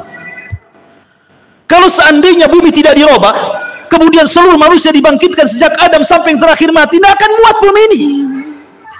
Makanya kemudian dihancurkan, gunungnya diratakan, ditimbun lautnya diratakan, tidak ada lembah, semua rata, sehingga kalau dibangkitkan semua akan muat di situ. Itulah padang mahsyar. Allah katakan, wa akhrajatil ardu athqalaha. Allah Subhanahu wa taala bangunkan malaikat Israfil untuk meniupkan sangkakalanya yang kedua. Ketika Israfil kemudian bangkit, kemudian meniupkan sangkakala keduanya, maka terjadilah yaumul ba'tsi wan nusyur, hari di mana manusia dibangkitkan kemudian dikumpulkan. Maka ketika itu Allah katakan, wa akhrajatil ardu athqalaha, kami keluarkan beban-beban bumi. Maksudnya manusia, bangkai-bangkai manusia itu semua terangkai kembali dari mana? Dari tulang ekor. Karena tulang ekor manusia tidak dihancurkan pada hari kiamat. Ketika Allah tiup, memerintahkan Israfil untuk meniup sangkakala yang kedua, dari tulang ekor setiap manusia itulah tercipta manusia kembali. Padahal sudah hancur dengan kiamat kan, tapi tulang ekor tidak hancur, karena dari situ Allah kembali ciptakan kita. Kemudian jasad itu dilempar ke permukaan. Bayangkan sejak zaman Adam sampai yang terakhir mati, itu jasad itu bergelimpangan di padang mahsyar. Maka Allah Subhanahu wa taala katakan, wa idzan nufus zuwijat, apabila ruh dilesatkan dari illiyin kalau ruhnya orang yang beriman, kemudian dilesatkan dari sijin kalau ruhnya orang kafir, kemudian masuk ke jasad-jasad mereka tanpa tertukar jasadnya. Nggak mungkin antum tertukar dengan kawan antum. Salah, ini badan antum di sini kok ruhnya masuk situ? Enggak, pasti akan pas ruh dengan jasad, ya itu juga. Ya. Disitulah manusia dibangkitkan. Ketika manusia dibangkitkan, orang-orang kafir ini digambarkan dalam surah Yasin, ya wailana man ba'atsana mim marqadina, katanya, duhai celaka kami, siapa yang membangunkan kami dari tidur-tidur kami ini? Maka mereka digambarkan seperti apa? Seperti larang. Al-qari'atu mal qari'ah wa ma adraka mal qari'ah yauma yakunun nasu kal farashil mabsus, seperti larang. Antum tahu larang? Larang ini kalau ada lampu maka dia akan mengejar lampu, dan mereka terbangnya tidak ada aturan, sehingga karena tidak ada aturan diterjang kawannya, besoknya jatuh semua, sayapnya tak kemana-mana. Begitulah kondisi manusia pada hari kiamat. Orang-orang kafir yang ke barat lari ke timur, yang dari timur lari ke barat, yang selatan lari ke utara, mereka tidak ada tujuan, seperti larang. Yauma yafirrul mar'u min akhihi wa ummihi wa abihi wa sahibatihi wa banihi likulli imri'in yauma idzin sya'nun yughni. Di mana orang lari dari saudaranya, lari dari ibu bapaknya, lari dari pasangan dan anak-anaknya. Semua manusia sibuk dengan sendirinya, kecuali orang-orang yang beriman. Dibangkitkan tidak lari. Di sampingnya sudah ada pasangan istri, suaminya, anak, ibu, kakek, semua. Walladzina amanu wattaba'athum walladzina amanu, dan orang-orang yang beriman, wattaba'athum dzurriyyatuhum biimanin, kemudian keimanan diikuti oleh keluarganya, alhaqna bihim dzurriyyatuhum, maka kami kumpulkan keluarga yang beriman di satu tempat. Ketika orang-orang yang beriman ini melihat orang-orang kafir lari ke sana kemari, maka mereka hanya mengatakan, hadza ma wa'adar rahman wa sadaqal mursalun, inilah janji dari Allah Ar-Rahman dan benarlah ucapan para nabi. Ma'asyiral muslimin yang dimuliakan Allah Subhanahu wa taala, ketika itulah baru ada penyeru di tengah-tengah padang mahsyar, kemudian barulah manusia tertuju kepada satu suara, dan Allah Subhanahu wa taala bahasakan kal jaradil muntashir, seperti belalang-belalang yang sedang berterbangan. Belalang itu kalau terbang bersama koloninya pasti akan tertuju kepada satu titik. Maka semua tertuju kepada satu titik. Di sini disebut dengan ardul mahsyar. Kita akan dikumpulkan. Ya. Ketika mereka dibangkitkan, Nabi SAW mengatakan, yuhsyarun nas yaumal qiyamah khufatan, uratan, ghurlan, buhman. Ketika manusia dibangkitkan khufat, tidak pakai celana, tidak pakai baju, telanjang bulat. Kemudian tidak dikhitan. Kemudian tidak pakai sandal. Kemudian tidak membawa harta di badan. Mau siapapun anda mau presiden, mau menteri, mau orang kaya, dibangkitkan sama. Karena di hari itu tidak ada yang membedakan antara si kaya dengan si miskin, si pejabat dan si rakyat. Semua sama. Dibangkitkan seperti itu. Lalu apa yang disombongkan? Di padang mahsyar itu macam-macam manusia dibangkitkan. Ada yang dibangkitkan kecil sekali, sehingga dia harus terseok-seok dengan orang-orang yang besar, hampir terinjak kakinya. Mereka lah orang-orang yang sombong di dunia. Allah bangkitkan seperti zarrah di akhirat, seperti kecil, seperti semut di tengah-tengah orang besar, sehingga terseok-seok harus menghindari larinya kaki orang tuh. Ya, di dunia dia merasa besar, sombong. Di akhirat Allah kecilkan. Ada yang berteriak-teriak, ya Rabb, ya Rabb, tapi Allah tidak memandangnya. Allah tidak mengajak bicara dengannya. La yanzurullahu yaumal qiyamah. Allah tidak akan melihatnya walaupun dia berteriak, ya Rabb, ya Rabb, ya Allah, ya Allah. Ada orang-orang yang tidak akan dilihat oleh Allah pada hari kiamat. Ada orang-orang yang tidak akan disucikan oleh pada hari kiamat, tidak akan diajak bicara oleh Allah pada hari kiamat. Ada orang-orang yang lari, tetapi mereka berjalan dengan kepala kakinya di atas. La haula wala quwata illa billah. Bagaimana caranya? Allahu a'lam. Allah atas segala sesuatu maha mampu menjalankan orang dengan kepalanya kakinya di atas. Ada orang-orang yang berjalan dengan buta, sehingga dia mengatakan, ya Rabbi lima hasyartani a'ma wa qad kuntu basira. Ya Rabb, di dunia aku melihat, kenapa di sini buta, katanya. Macam-macam orang itu di padang mahsyar itu, ikhwan.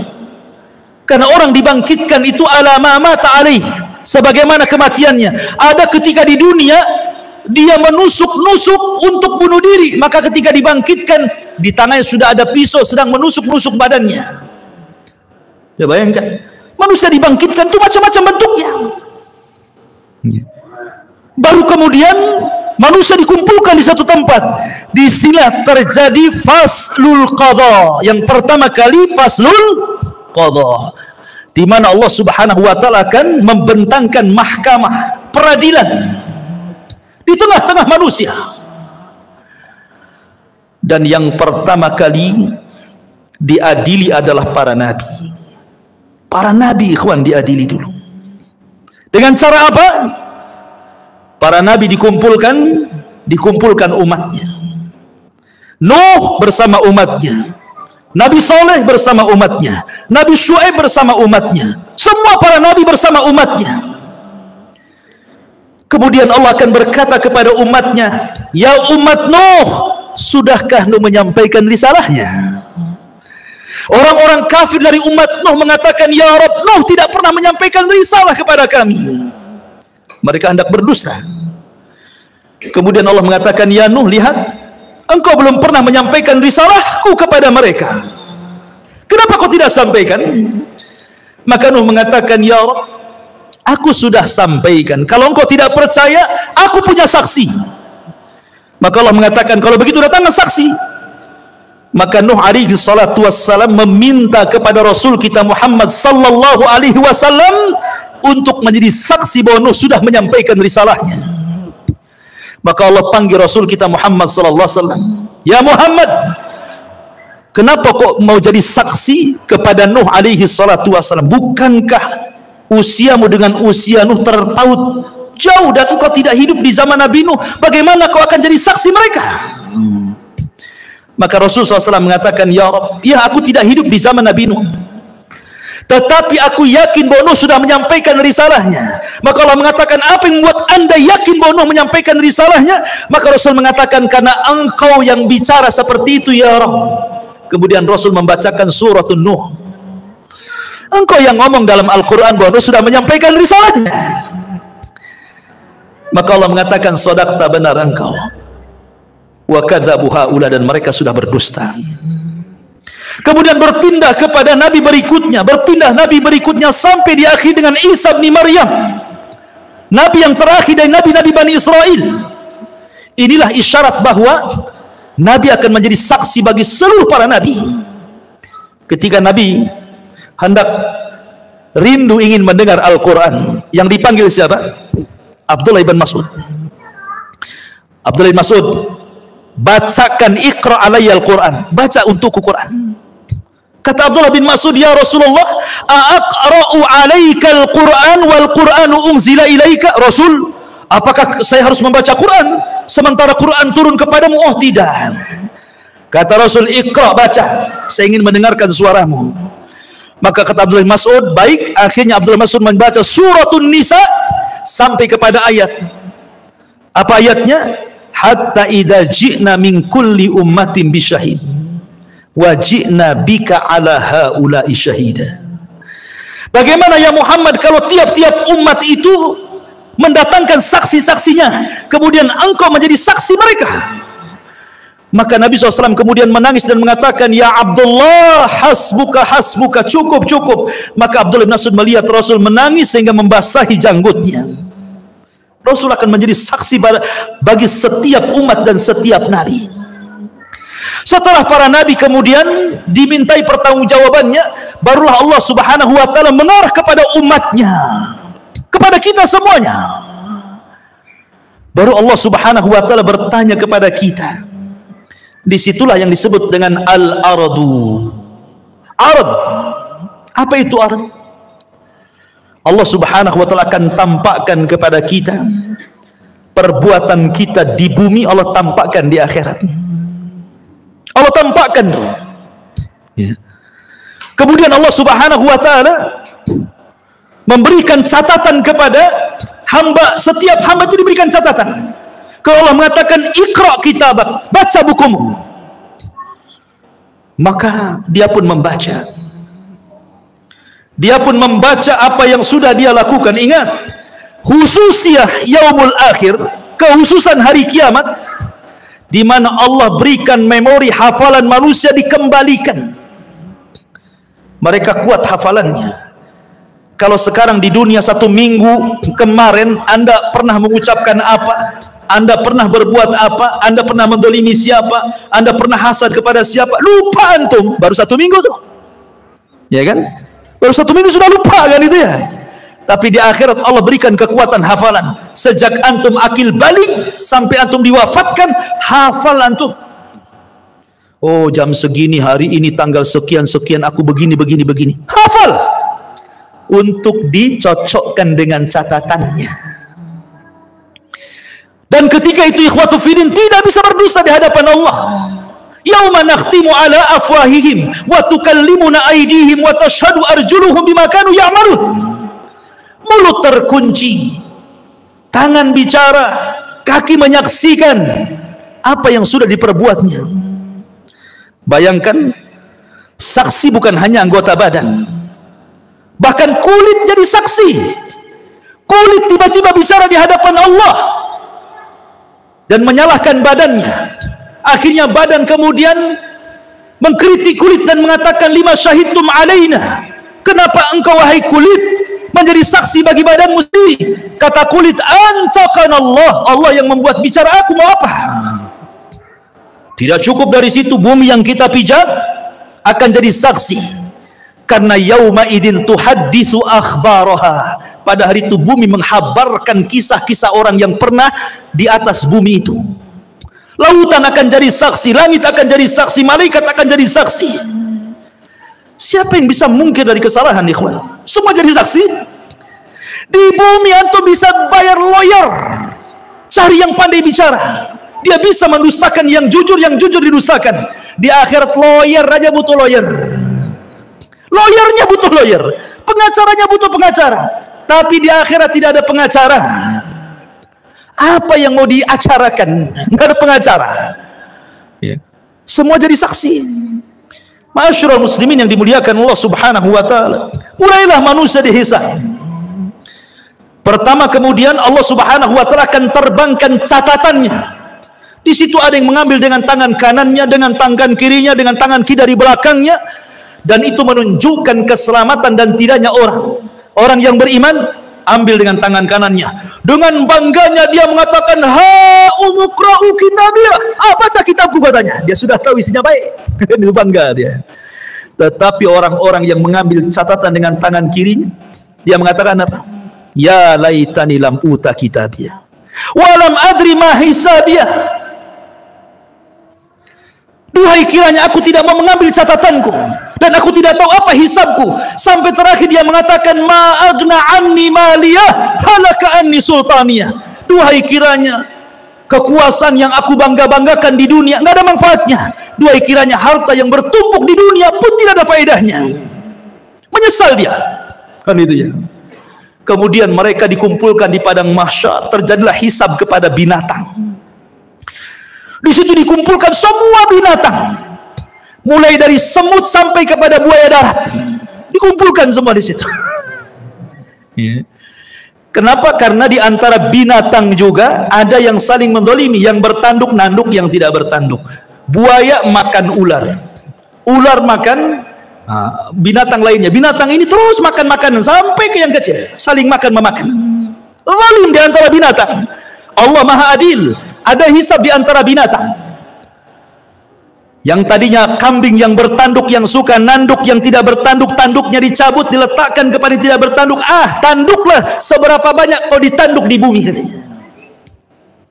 Terjadi hisab. Tapi mereka tidak diazab. Mereka hanya dihisab saja. Setelah binatang-binatang dihisab, Allah mengatakan, kunu turaba, jadilah kalian tanah. Orang-orang kafir melihat ketika binatang-binatang habis dihisab jadi tanah, maka mereka mengatakan, ya laitani kuntu turaba. Duhai kiranya aku jadi tanah juga lah, katanya. Tapi tidak mungkin jadi tanah. Tetap mereka dihisab dan diazab. Ikhwan, manusia akan dikumpulkan selama 50 alfasanah, 50.000 tahun dalam kondisi berdiri. Tidak ada di padang mahsyar itu yang duduk kayak antum gini, enak kali. Apalagi sambil baring bawa tikar, nggak ada tikar. Posisi mereka berdiri karena Allah mengatakan yauma yaqumun nasu lirabbil alamin. Pada hari itu manusia berdiri menghadap Rabbnya. Kenapa tidak ada yang duduk, tidak ada yang berbaring? Karena kalau duduk maka dia akan tenggelam dengan keringatnya. Berbaring apalagi? Bagaimana tidak, matahari diletakkan di atas kepala 1 mil. Ada orang yang bercucuran dengan keringat sehingga tenggelamlah dia dengan keringatnya. Ada yang keringatnya sedada, ada yang keringatnya sepusar, ada yang keringatnya selutut, sesuai dengan amalannya. Sesuai dengan amalannya. Dan hari itu hari yang haus sekali. Makanya orang-orang yang berhasil meminum dari telaga Rasul, lam yadma abada, dia tidak akan haus selamanya walaupun matahari di atas kepala. Likullin nabi haudun, setiap nabi punya telaga, dan yang paling besar telaga Rasul, jumlah gelasnya sejumlah langit di bumi, sejumlah langit yang ada di, sejumlah bintang yang ada di langit. Warna telaganya lebih putih dibandingkan air susu, lebih manis dibandingkan madu. Siapa yang meminumnya tidak akan haus selamanya. Adakah dari umat Rasul yang tidak akan minum? Ada. Ketika ada orang-orang yang hendak mendekati telaga Rasul di padang mahsyar itu, tiba-tiba dihalau para malaikat. Kemudian Rasulullah SAW berteriak-teriak, ummati, ummati, ya Rabb, itu kan umatku, biarkan mereka minum. Lihat bagaimana rahmatnya Rasul pada umatnya. Tapi Allah mengatakan, ya Muhammad, innaka la tadri ma ahdatsu ba'daka, innahum khayyaru wa baddalu. Hai Muhammad, kau enggak tahu apa yang terjadi dengan umat mereka, sudah merubah-rubah petunjukmu, sudah merubah-rubah sunnahmu. Biarkan mereka tidak minum. Ma'asyiral muslimin yang dimuliakan Allah Azza wa Jalla, manusia akan tenggelam dengan keringatnya. Kemudian manusia pun bingung karena mereka harus berdiri, entah apa yang harus dilakukan mereka. Mereka menunggu faslul qadha, Bagaimana putusan Allah kepada mereka? Masih bingung. Akhirnya mereka pun berjalan kepada Adam. Ya Adam, engkau kan bapak kami, mintalah syafaat kepada Allah. Tidakkah kau lihat, tidakkah kau iba kepada kami? Kami sulit di sini. Kata Adam, aku nggak bisa nolong kalian. Pergi ke Nuh. Berangkatlah mereka ke Nabi Nuh alaihi salatu wassalam. Nuh juga i'tidar, tidak bisa memberikan syafaat. Kata Nuh, sebaiknya kalian kepada Ibrahim, temui Nabi Allah Ibrahim alaihi salatu wassalam. Berangkat mereka ke Nabi Allah Ibrahim. Ya Ibrahim, wa Ibrahim, anta Khalilur Rahman, kau adalah kekasih Allah. Ala tara ila ma nahnu fi, tidakkah kau lihat, tidakkah kau iba melihat kondisi kami? Kata Ibrahim, tidak, aku pernah berdosa 3 kali. Sebaiknya kau datang kepada Musa, temui Nabi Musa. Berangkat ke Musa. Kata Musa, aku juga tidak bisa karena pernah membunuh orang. Ke Isa saja, temui Nabi Isa. Isa tidak menyebutkan uzurnya, tapi datangi Rasul Muhammad sallallahu alaihi wasallam. Datanglah mereka kepada Rasulullah. Baru kata Rasul, ana laha, kan ku coba. Rasul sujud di bawah arsy Allah dengan sujud yang lama, sampai Allah datang dan mengatakan, irfa ra'saka ya Muhammad, angkat kepalamu wahai Muhammad. Qul tusma, katakan kau didengar. Sal tu'ta, minta kau diberi. Isfa tu syafa, minta syafaat kau diberikan syafaat. Ma'asyiral muslimin yang dimuliakan Allah azza wa jalla. Kembali kepada proses hisab. Hisab ini ada 2 macam.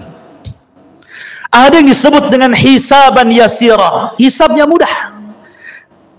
Ada yang disebut hisaban asira, hisabnya sulit. Dan ada yang ketiga, tanpa hisab. Ada kelompok-kelompok yang tidak dihisab. Karena Rasulullah SAW pernah ditampakkan dari 70.000 umatnya, mereka tidak dihisab, tidak diazab, direct masuk surga. Kemudian ketika ditanya siapa mereka orang-orang yang tidak dihisab itu, Rasul kata Rasul, alladzina la yastarqun wa la yaktawun wa la yatatayyarun wa ala rabbihim yatawakkalun. Orang yang tidak minta diruqyah, tidak minta dikai besi panas yang digunakan untuk perobatan, dan tidak tatayur, menjadikan sial dan hoki kepada sebuah benda atau suara, dan mereka senantiasa tawakal kepada mereka. Orang-orang yang masuk surga tanpa hisab dan adab, tidak akan dikumpulkan di padang mahsyar, direct masuk surga. Tetapi orang-orang yang hisabnya sulit dan orang yang hisabnya mudah tetap di padang mahsyar. Cuman mereka tidak sampai 50.000 tahun, tergantung hisabnya. Kalau hisabnya mudah sebentar saja, karena umat Islam, orang-orang yang beriman, hisabnya cepat. Allah hanya menghisab manusia itu setengah hari. Bagi orang-orang yang beriman, tidak sampai 50.000 tahun, setengah hari saja.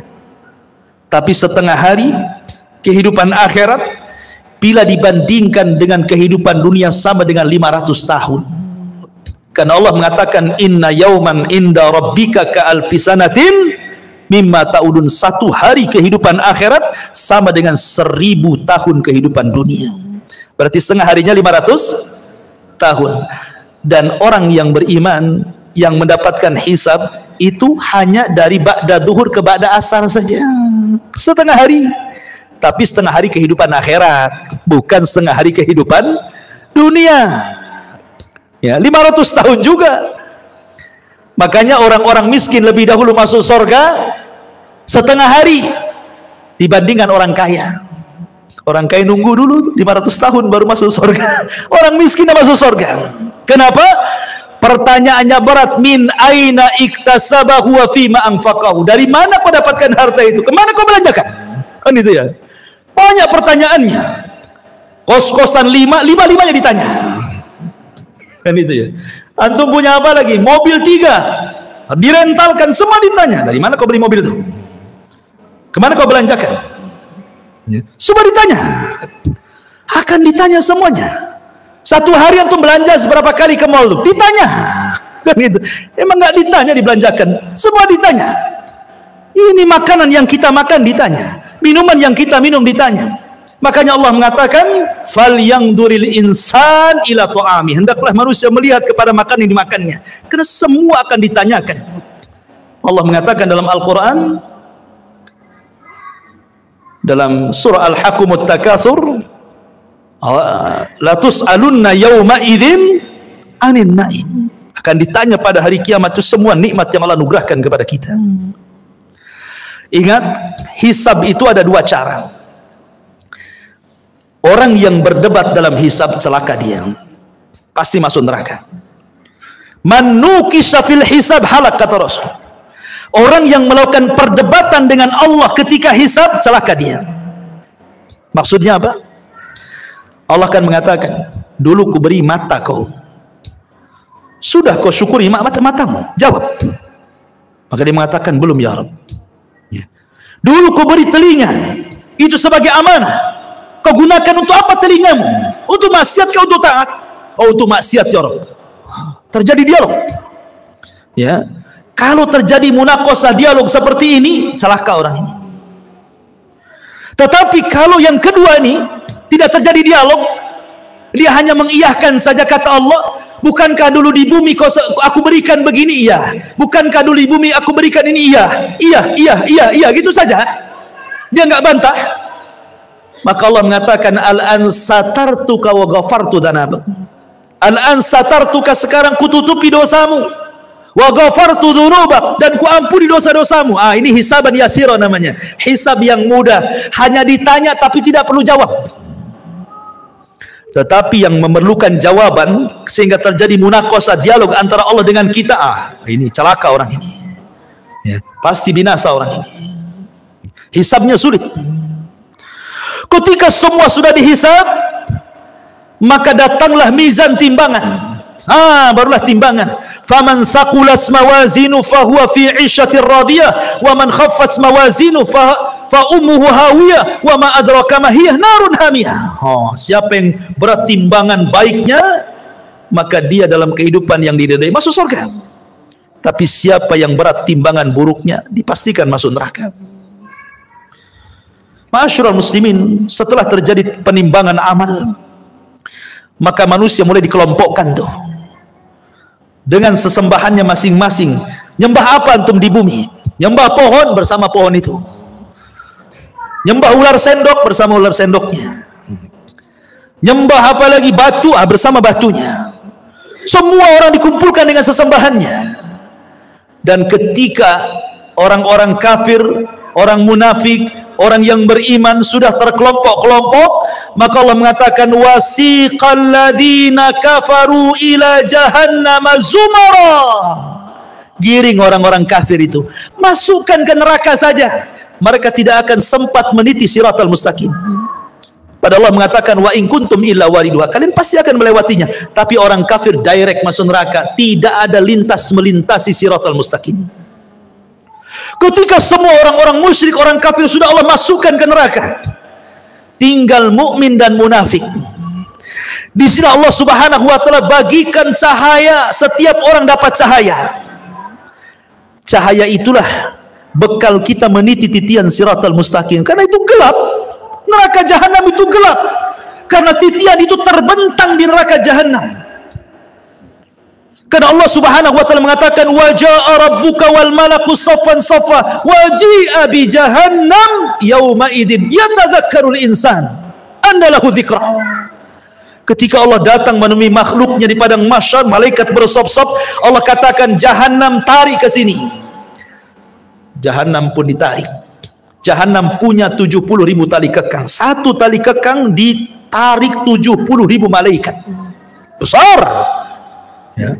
Kemudian di hadapan manusia, kemudian Allah bentangkan di situ siratal mustaqim, jisrun, jembatan yang terbentang di antara neraka jahanam. Jembatan itu halus, lebih halus dibandingkan rambut, lebih tajam dibandingkan pedang. Bahkan jembatan itu akan berlenggak-lenggok, dia tidak diam dan licin. Hanya orang-orang yang ditakdirkan bisa melintasi titian itu. Dan yang pertama meniti jembatan itu adalah Nabi SAW. Ketika Nabi SAW sudah meniti sirat, maka Nabi akan berdiri di ujung titian yang sudah dia sampai di situ, di kontara. Setiap ada umatnya lewat, Rasul mengatakan, ya Rabbi salim salim, ya Rabb selamatkan, selamatkan, selamatkan, selamatkan. Saking kasihannya Nabi dengan kita. Ada yang melewati titian seperti kilat, sudah sampai di sana, gitu ya. Ada yang seperti angin, sudah di sana. Ada yang seperti kuda balap, sudah di sana. Ada yang seperti lari kencang. Ada yang merangkak-rangkak. ada yang terkena kalalib, ya, ada yang kemudian jatuh berdiri, ada yang kemudian nyemplung dari titian itu ke jahanam. Kata Rasul ketika duduk bersama para sahabatnya, ada semacam bunyi besar, tur gitu ya. Kata Rasul mengatakan, tahukah kamu itu suara apa? Sahabat mengatakan, tidak tahu wahai Rasul. Itu batu segede unta 70 tahun yang silam jatuh dari titian dan baru sampai sekarang di intip neraka jahanam. Artinya kalau orang jatuh dari titian sampai neraka itu 70 tahun itu baru sampai di dasar jahanam. Naudzubillah. Ya. Ma'asyiral muslimin, maka satu persatu orang-orang munafik diberikan, orang-orang beriman diberikan cahaya. Orang munafik diberikan cahaya, kadang padam kadang terang, kadang padam kadang terang. Ketika berjalan mereka mengatakan, naktabis min nurikum, hai orang yang beriman, tunggu dulu, aku ikut cahayamu. Kata orang beriman, ambil lagi kau cahaya di belakang, katanya. Emang di dunia orang munafik bisa menipu orang-orang yang beriman. Yukhadi'una Allah walladzina amanu. Mereka menipu Allah dan orang-orang yang beriman. Di titian siratul mustaqim, orang yang beriman tidak mungkin ditipu lagi. Ya. Ma'asyiral muslimin, ketika semua terseberangi semuanya, sampailah mereka di sebuah tempat namanya Qontoroh. Qontoroh itu depannya pintu sorga. Sampai di sini keletihan orang-orang yang beriman? Tidak. Di sini ada kisos. Di sinilah Nabi SAW mengatakan, atadruna mal muflisu hadil ummah, tahukah kamu siapa yang bangkrut dari umat ini? Kata sahabat, ya Allah saja orang bangkrut, orang yang gulung tikar, orang yang kalah, orang yang usahanya bangkrut, bankrupt dan yang lainnya. Kata Rasul, bukan itu. Orang yang bangkrut adalah orang yang datang pada hari kiamat membawa pahala solat, pahala zakat, pahala sedekah, pahala puasa, pahala ini, pahala itu, tapi di satu sisi dia pernah mendolimi si fulan, mengambil harta si fulan, menumpahkan darah si fulan, mencaci maki si fulan, merendahkan si fulan. Akhirnya di kantor ini terjadi kisos. Padahal depan pintu sorga tuh, supaya orang yang masuk sorga mendapatkan keadilan, supaya dalam hatinya tidak ada lagi dongkol dengan kawannya, supaya ketika masuk sorga di wanaza'na ma fi suduruhum min ghillin ikhwana, Allah cabut perasaan dengki sehingga menjadi bersaudara dalam sorga. Karena orang-orang penduduk sorga itu satu hati. Kalau kita kan berhati-hati, ada yang dengki, ada yang iri, ada yang benci, ada yang marah, ada yang emosi, kan itu ya. Supaya tidak ada itu, maka terjadi kisos di sini. Ya. Hei, dulu kau sudah memukul aku, sini kamu. Mana pahalamu? Diambil pahalanya. Nih dosaku. Ketika kemudian dia sudah tidak punya pahala karena sudah dikasihkan orang banyak, karena banyak yang didolimi, dia mengatakan, mana pahalamu? Aku tidak punya pahala, sudah habis. Kalau gitu ambil dosaku saja, katanya. Oh gitu ya. Fa in faniyat hasanatuhu, kalau sudah habis kebaikannya, maka nggak dilempar dosanya kepada dia. Pada sudah dikontoroh, dilempar lagi ke belakang ke neraka. Ketika kisos sudah terjadi, ini kisos sesama orang yang beriman ya. Kalau kisos dengan orang kafir, kisos dengan binatang, dolim kepada binatang, dolim kepada orang kafir, dolim sesama orang kafir, dolim orang-orang yang beriman kepada orang kafir atau orang kafir kepada beriman, ini sebelum titian. Sebelum titian, nah itu dolim di situ. Kisosnya itu. Tetapi di kantor itu hanya khusus orang beriman saja, karena sudah mau masuk surga masalahnya. Bahkan orang-orang yang dibunuh akan datang menghadap Allah tanpa kepala. Dalam hadis Abdullah bin Abbas radhiyallahu anhu itu, tangan kirinya membawa kepalanya. Walaupun ketika di bumi tidak dibunuh dengan cara dipenggal kepala, tapi nanti pada hari kiamat orang yang dibunuh itu seperti itu bentuknya. Lehernya nggak ada, kepalanya dipegang oleh tangan kirinya, tangan kanannya menyeret orang yang membunuhnya, kemudian menghadap Allah dan mengatakan, ya Rabb, sal hadza lima qatalani. Tanya orang ini, kenapa kau bunuh aku? Kenapa dia bisa membunuhku? Dan bayi-bayi yang dilempar hidup-hidup kemudian mati, seperti orang-orang yang punya anak dari hasil zina kemudian malu, dilemparlah anak itu ke solokan, ke tong sampah, ke kerdus, akhirnya mati. Maka Allah mengatakan, wal mau'udatu su'ilat bi ayyi dzambin qutilat. Bayi-bayi itu akan membawa kepalanya menghadap Allah dan mengatakan, ya Rabb, sal hadza lima qatalani. Tanya ibuku kenapa dia membunuhku, tanya bapakku kenapa dia membunuhku. Semua akan ada kisah, ikhwan. Hati-hati ya. Tapi kalau sudah tidak ada kisos lagi, baik antara orang kafir dengan orang yang beriman atau sebaliknya, manusia dengan binatang atau sebaliknya, kemudian kisos terjadi antara orang yang beriman dan sudah selesai, maka manusia berjubel di pintu sorga. Sayati alaikum zaman kadidum minaz ziham, akan datang, kata Rasul, zamannya manusia akan berdesak-desakan di pintu sorga. Padahal mereka sudah diponis masuk sorga, tidak mungkin masuk neraka, tapi tidak bisa masuk sorga juga karena pintunya tertutup. Semua para nabi berusaha membuka, tidak bisa, tidak diizinkan malaikat Ridwan.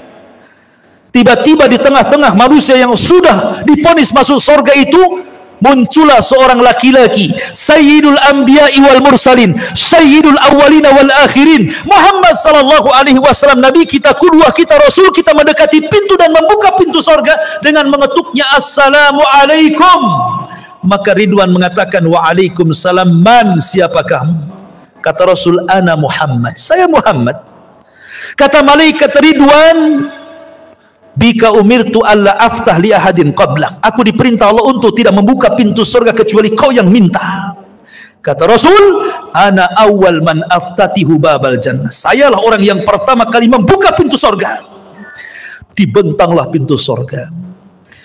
Pintu surga ini ada yang meneriak, ada yang berteriak. Jadi Allah subhanahu wa ta'ala meletakkan para pemanggil di pintu-pintu surga. Kalau dia ahli solat, duya min babis solat, hei pakar-pakar solat, kau kesini, masuknya di sini, jangan di situ. Yang pakar puasa sunnah, puasa Senin Kamis, Ayyamul Daud, pokoknya ahli puasa, ada pintunya dari pintu royan. Hei ahli puasa, sini dari pintu royan, jangan pintu itu. Pintu jihad mengatakan, hei yang mati syahid lewat sini. Pintu tobat, hei yang tobat lewat sini. Masing-masing pintu itu menyeru kepada keahlian ibadahnya masing-masing. Dan sorga itu memiliki 8 pintu, berbeda dengan neraka 7 pintu. Kenapa? Biar menunjukkan bahwa rahmat Allah lebih luas dibandingkan murkanya. Makanya dibuat pintu sorga lebih banyak dibandingkan pintu neraka. Karena Rasul mengatakan, Allah berfirman, inna rahmati wasiat ghadabi, rahmatku lebih luas dibandingkan murkahku. Ma'asyiral muslimin, ketika ada orang yang berdiri di pintu sorga, dia berdiri nih, dia nggak mau masuk sorga. Kata Allah, udkhulul jannah bi rahmati, masuk ke dalam sorga dengan rahmatku. Orang ini mengatakan, ya Rabb, oh enggak, saya nggak mau masuk sorga dengan rahmatmu ya Rabb. Kalau masuk sorga karena rahmatmu itu bagi orang yang melakukan dosa, kemudian bertobat, kau kasih sayangi dia, akhirnya kau katakan masuk dengan rahmatmu. Aku ini nggak pernah berbuat dosa, aku ingin masuk surga dengan amalanku. Wow, dia merasa bangga dengan amalannya, karena aku nggak pernah berbuat dosa, masukkan aku dengan amalanku, katanya. Baik, kata Allah, hitung amalan berapa. Dihitung amalannya, rupanya amalannya tidak sebanding dengan satu nikmat yang Allah berikan, nikmat penglihatan. Karena amalannya lebih banyak daripada melihat. Karena takut dia tidak bisa masuk surga dengan amalannya. Kalau gitu, ya Rabb, masukkan aku dengan rahmatmu ke dalam surga, katanya. Ya, karena masuk surga itu karena rahmat Allah. Kata sahabat, wala anta ya Rasul, termasuk engkau wahai Rasul, termasuk saya. Allah masukkan saya ke surga karena rahmatnya. Tapi Allah masukkan ke neraka karena keadilannya. Ma'asyiral muslimin yang dimuliakan Allah subhanahu wa ta'ala, ketika kemudian penduduk surga masuk ke dalam surga, kemudian malaikat surga mengatakan, salamun alaikum bima sabartum fa ni'ma uqbaddar, keselamatan bagi kalian wahai penduduk surga. Pertama kali tahiyat, tahiyatus salam, salamun qaulan mir rabbir rahim. Allah pun mengucapkan salam. Orang-orang tertentu saja mendapatkan salam di dunia itu, seperti Khadijah, istri Nabi. Kata Nabi SAW, Rabb dan Jibril menitipkan salam kepadamu ya Khadijah. Wah, tidak semua dapat salam dari Allah dan malaikat Jibril itu. Hanya orang-orang tertentu seperti Khadijah, karena Rasul yang mengatakan Allah dan Jibril menitipkan salam. Tapi orang masuk surga semua akan dapat salam dari Allah, salamun qaulan mir rabbir rahim. Ya, mereka dapat salam. Dan salam itu artinya selamat, karena di surga tidak ada aib. Di sorga itu selamat semuanya, tidak ada orang yang lisannya kotor, tidak ada di sorga itu. Tidak ada tukang gibah, tukang gunjing, tukang caci, tukang maki, tukang merendahkan, tidak ada. Tidak ada yang dendam, tidak ada. Sampai kepada istri-istri tidak ada cemburu kalau antum bersama bidadari, karena semua jadi salam, selamat semuanya, selamat aib, dari aib selamat. Antum tidak kencing, antum tidak berak, antum tidak meludah, antum tidak mengeluarkan dahak, antum tidak ada congeknya bahasa gitu. Pokoknya selamat badannya. Sampai-sampai ditanya Rasul, kalau hari-hari makan minum, cemana beraknya, cemana kencingnya? Kata Rasul, berak dan kencingnya dengan keringat, dan keringatnya seperti minyak misi, itulah berak dan kencingnya penduduk sorga, katanya. Wah, luar biasa. Ya. Selamat badannya, wanitanya tidak haid, tidak ada nifas, tidak ada bau ketiak di sorga itu, semua wangi. Dunia antum harus bawa apa tuh? Kadang-kadang dikasih kapur barus ketiak di bumi kan gitu ya. Di sorga nggak ada bau di sorga itu, karena selamat badannya. Ya. Di sorga tidak ada nenek-nenek. Di zaman Rasul ada nenek-nenek datang kepada Rasul, aku masuk surga enggak Rasul? Kata Rasul, nenek-nenek enggak masuk surga. Nenek ini menangis, pergi dia. Kemudian Rasul mengatakan kepada sahabat, bilang sama nenek itu, bukan berarti nenek itu enggak masuk surga, maksudnya di surga enggak ada nenek-nenek. Bacakan ayat inna ansha'nahunna insha'an wa ja'alnahunna abqara uruban atraba. Kami jadikan nenek-nenek jadi gadis-gadis usianya 33 sampai 34. Semua sama usianya segitu. Ya. Dan sorga itu nikmatnya yazdah, bertambah dan bertambah. Ada sukul jannah, pasar sorga. Pasar ini setiap Jumat kalau di bumi, kalau di sorga namanya yaumul mazid, hari tambahan nikmat. Semua penduduk sorga ke pasar, yang laki-lakinya itu berjumpa dengan kawan-kawannya di pasar itu. Kemudian ngobrol cerita pengalaman antum di dunia. Kita kan pernah ngaji di Odessa dulu. Kenal nggak antum di samping sana? Nanti itu bicarakan semua itu. Akan teringat dengan kehidupan dunia. Jadi pembicaraan nanti di pasar itu, pembicaraan kita di dunia, obrolan kita, bercandaan kita, semua akan dibicarakan di pasar surga itu. Di pasar surga itu ada jual beli. Ya. Hanya untuk berjumpa dengan kawannya, ngobrol, minum, makan di situ enak-enak. Kemudian sebelum pulang, habar riyah. Tiba-tiba Allah Subhanahu wa ta'ala hempaskan angin, membawa debu, kemudian mengenai jasad-jasad orang yang ada di pasar sorga itu. Fayazdad husnan wa jamala, maka dia akan bertambah gantengnya, bertambah sehatnya, bertambah kekarnya, bertambah indah. Ketika pulang istrinya nggak kenal. Laqad izdastum husnan wa jamala, wahai suamiku, kenapa kau makin tampan, makin ganteng, makin itu. Dalam kisah Israiliyat disebutkan, ini Israiliyat lagi ya. Jadi di pasar-pasar surga itu banyak gambar macam-macam. Ya, mungkin kalau di dunia itu antum tahu tukang cukur, kan banyak tuh gambarnya kan. Ada yang jenis begini rambutnya, jenis begini rambutnya, jenis begini, kan banyak tuh. Tinggal tunjuk saja, cukur saya seperti ini. Nanti dicukur kayak gitu kan. Nah di sorga itu akan dibentuk tuh macam-macam gambar yang ganteng-ganteng itu, tinggal nunjuk saja Anda akan seperti itu. Itu cerita Israiliyat. Ya, ya. Oh kayak gitu. Kayak siapa? Antum kayak Abu Humairah, jadilah Abu Humairah. Nggak mau lah, gemuk gitu. Jadi mereka pulang itu, berjumpa dengan istrinya, kata istrinya, laqad izdaztum husnan wa jamala. Hei suamiku, kenapa kau makin ganteng? Kata suaminya, kau juga kenapa makin cantik, katanya. Jadi setiap minggu kenikmatan itu bertambah, makin ganteng, makin ganteng. Makanan hari ini kalau dimakan besok lebih nikmat, kalau dimakan lusa lebih nikmat, dimakan lusanya lagi lebih nikmat, makin nikmat. Coba antum makan mangga, dibiarkan 1 bulan. Hari ini makan mangga, besok mangga dibiarkan 1 bulan. 1 bulan depan antum makan tuh mangga. Nanti atau setahun antum ada tinggal peloknya saja itu kan. Di sorga itu makin hari makin nikmat. Ya, kan luar biasa tuh. Makin hari makin ganteng.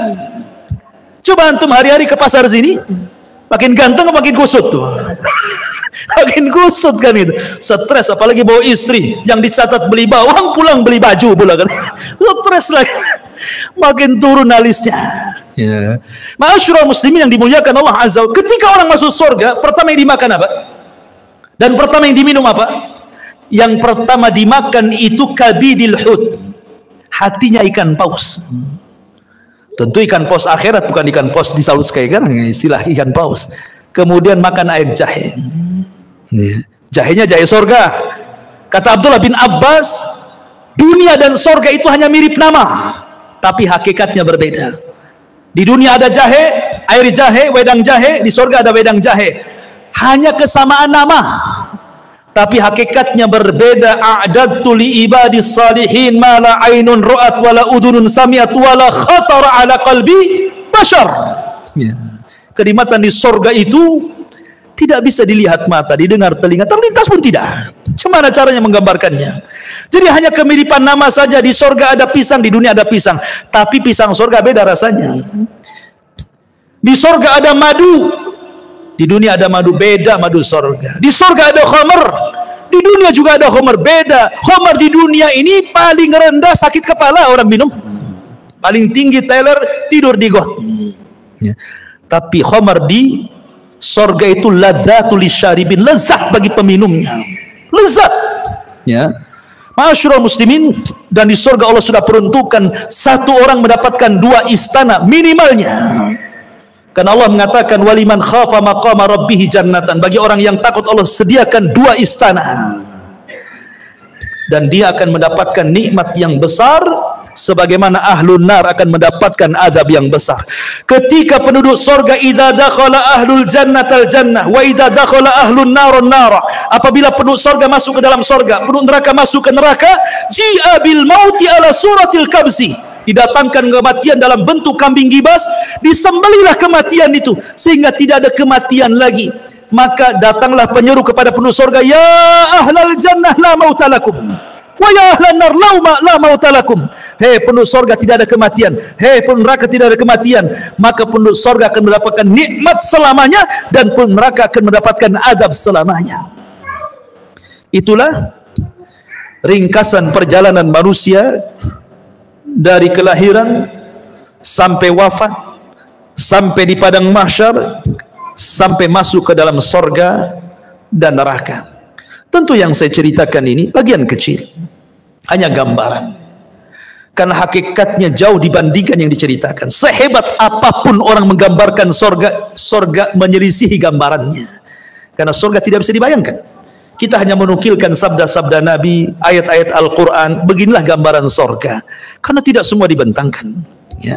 Oleh karena itulah perlu keimanan yang kuat tentang adanya hari akhir. Makanya di antara satu dari rukun-rukun iman, al-imanu bil yaumil akhir, beriman dengan hari akhir. Wallahu a'lam bishawab. Karena sudah malam juga tidak ada tanya jawab ya. Ada acara? Iya, ini ada acara nih.